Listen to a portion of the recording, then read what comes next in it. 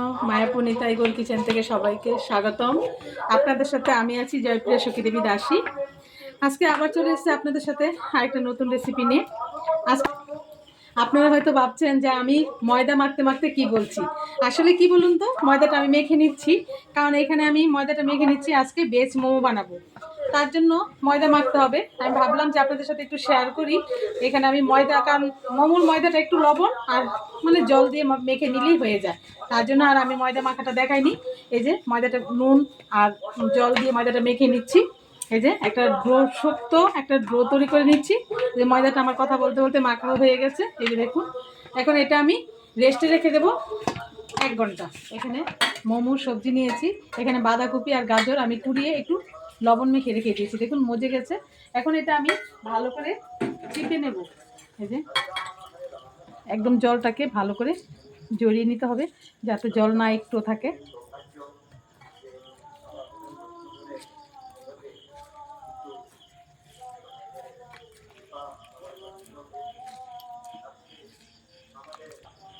এই যে সবজিগুলি ভালো করে চিপে নিয়েছি। এখন আমি এখানে ক্যাপসিকাম বানিয়ে নিয়েছি, ক্যাপসিকামটা ছোটো ছোটো করে বানিয়ে নিয়েছি। ক্যাপসিকামটা এর মধ্যে দিয়ে দিচ্ছি, ভালো করে জলটা জড়িয়ে দিচ্ছি। এখন আমি পরপর সব মশলা এখানে দিয়ে দেব। এখানে প্রথমে আমি লবণ দিয়ে দিচ্ছি স্বাদ মতো। আর লবণটা প্রথমে আমার একটু মাখা ছিল বাঁধাকপি আর গাজরের মধ্যে, তার জন্য সেই পরিমাণ মতো লবণটা দিতে হবে। আর এখানে নিয়েছি আদা আর লঙ্কা একটু পেস্ট করে, এটাও পরিমাণ মতো দিয়ে দিচ্ছি। আর এখানে ধনেপাতা কুচি করে নিয়েছি, ধনেপাতা দিয়ে দিচ্ছি। এখানে নিয়েছি সুইট কর্ন, একটু জলে ভিজিয়ে রেখেছি, এটাকেও আমি ভালো করে জলটা ঝরিয়ে দিয়ে দিচ্ছি।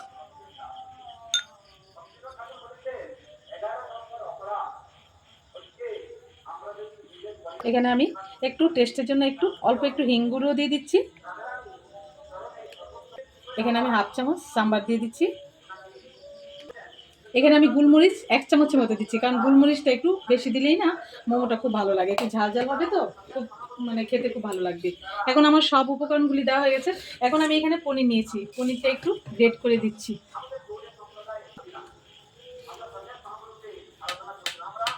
ভালো করে একটু বড় বড় করে পড়বে গ্রেট করে। পনিরটা একটু বেশি দিলেও ভালো লাগে মোমোতে, যখন পনিরটা সবজির সাথে একটু বেশি করে যাবে না তখন খুব ভালো টেস্ট হয়। আমি এখানে আমার এই বোলটা ছোট হয়ে গেছিলো, তার জন্য আমি আরেকটা বড় বোল নিয়ে নিয়েছি, কারণ মাখার জন্য একটু বড় লাগবে। এটা আমি ভালো করে হাত দিয়ে মেখে নিচ্ছি। এখন আমি এই পনিরটাও, গ্রেট করা পনিরটাও এর মধ্যে দিয়ে দিচ্ছি।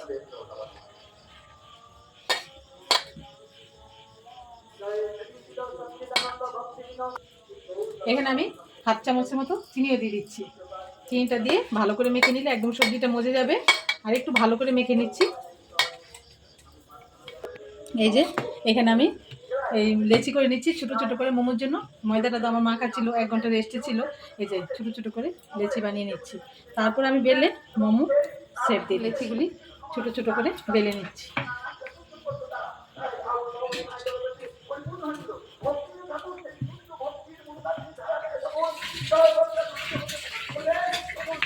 এই যে এরকম করে সবগুলো আগে বেলে নিচ্ছি।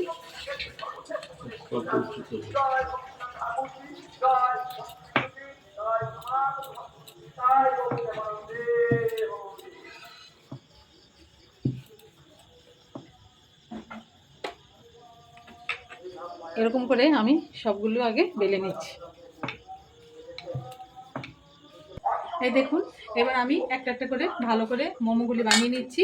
এই যে বেলার মধ্যে আমি আস্তে আস্তে করে দিয়ে দিচ্ছি, 1 চামচ করে দিয়ে মুড়িয়ে নিচ্ছি।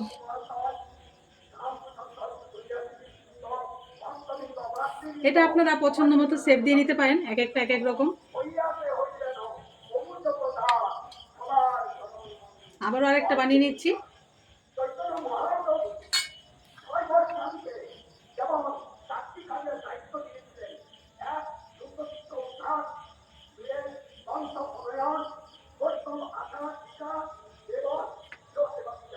আমি আরেকটা বানিয়ে নিচ্ছি।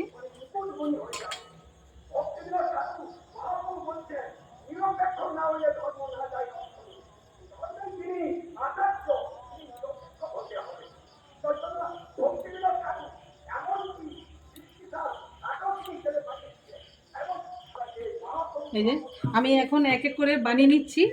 আর অনেক সময় অনেকগুলি হবে তো, তার জন্য এত ডিজাইন না করলে যদি সম্ভব না হয় এরকম মুড়িয়ে দিলে হবে। একদম সহজ পদ্ধতিতে এরকমভাবে আপনারা বানিয়ে নিতে পারেন। আর একদমই যদি যারা এরকম ডিজাইন করতে মানে ইচ্ছে করছে না, তখন আমরা এই যে সিদ্ধগুলি পিঠে করি না, ওর মতো যদি মুখটা একটু বন্ধ করে দিয়ে দেবে তাহলে হয়ে যাবে। সিদ্ধগুলি পিঠার মতো এই করে নিয়ে গেলে হয়ে যাবে।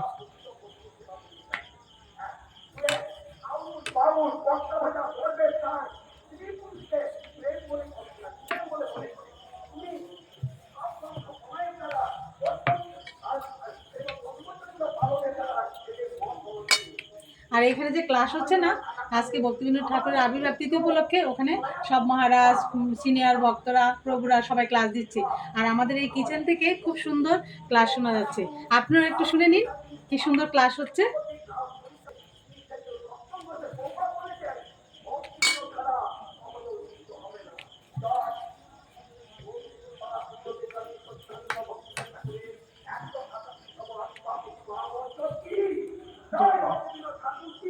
জয়। দেখুন আমি এক ট্রের মতো বানিয়ে নিয়েছি, আস্তে আস্তে বানানো হচ্ছে। আর এখানে আমি একটা স্টিমার বসিয়ে দিয়েছি। আর এখানে আমি স্যুপটাও বানিয়ে নিচ্ছি। ওখানে যে স্টিমারের নিচে জল দিয়েছি তার মধ্যে আমি লবণ, তারপরে আদা, লঙ্কা, সুইটকর্ন, বাটার সব কিছু এর মধ্যে গোলমরিচ গুঁড়ো দিয়ে দিচ্ছি। এখন আমার মোমোটাও হবে আর এর মধ্যে স্যুপটা হবে। আর এই স্যুপের যে একটা ফ্লেভার আছে সেটা মোমোর মধ্যে যাবে, তখন খুব ভালো লাগবে।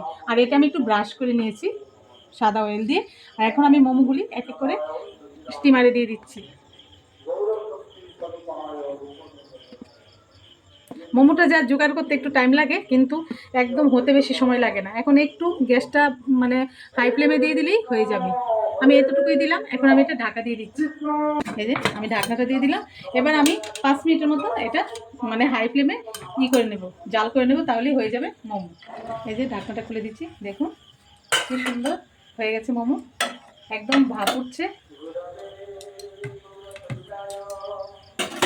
এখন আমি গ্যাসটাকে একদম করে দিলাম। এখন আমি নামিয়ে দিচ্ছি এক এক করে।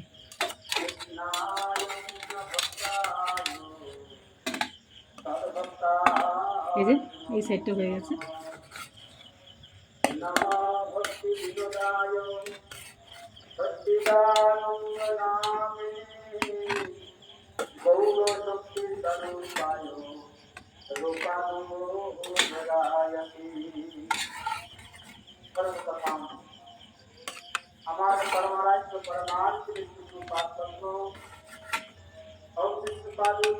স্যুপটা দেখে নিন।